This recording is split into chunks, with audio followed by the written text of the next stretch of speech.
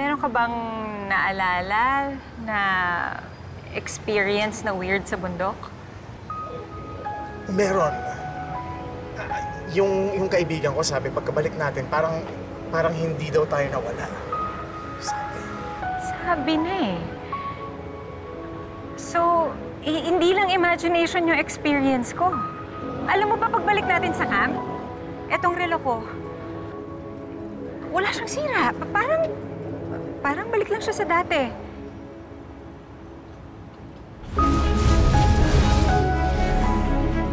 Alam ko na, Angela.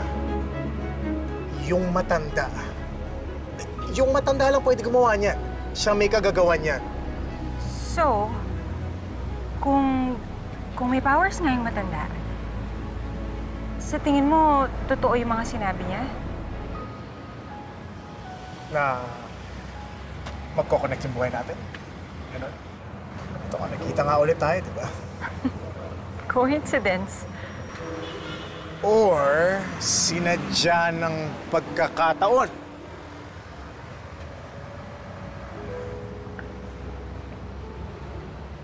So, naniniwala ka sa destiny?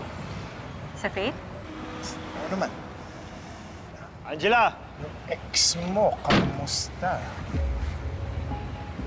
Bernard.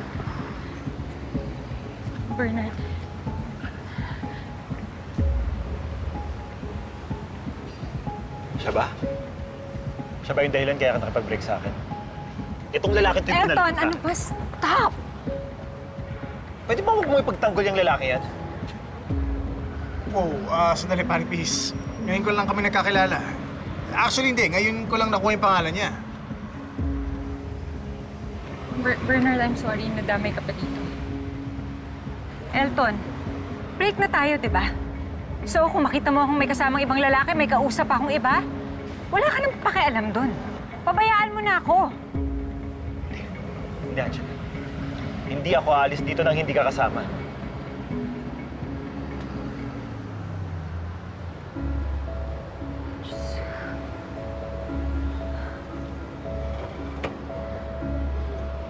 Halika na. Elton. Halika na.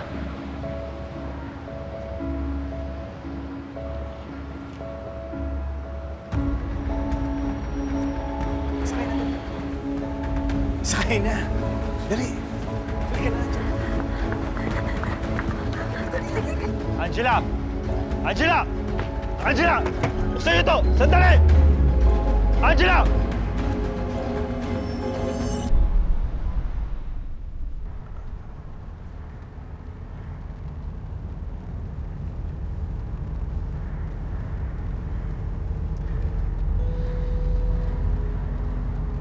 Okay ka lang?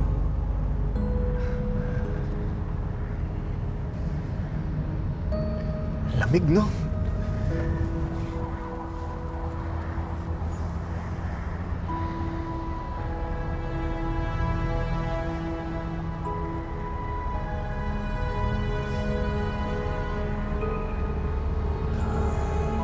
Alam mo, sinubukan kitang hanapin. Nung bumaba tayo dun sa bundok. Pero na-realize ko na mahirap pala hanapin ng isang tao kung hindi mo alam yung pangalan niya.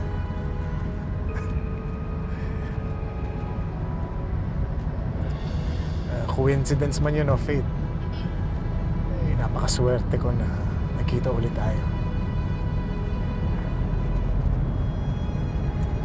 At kung papayag ka, sana mas makilala pa kita. Bernard nga pala. Nice to meet you again. Angela.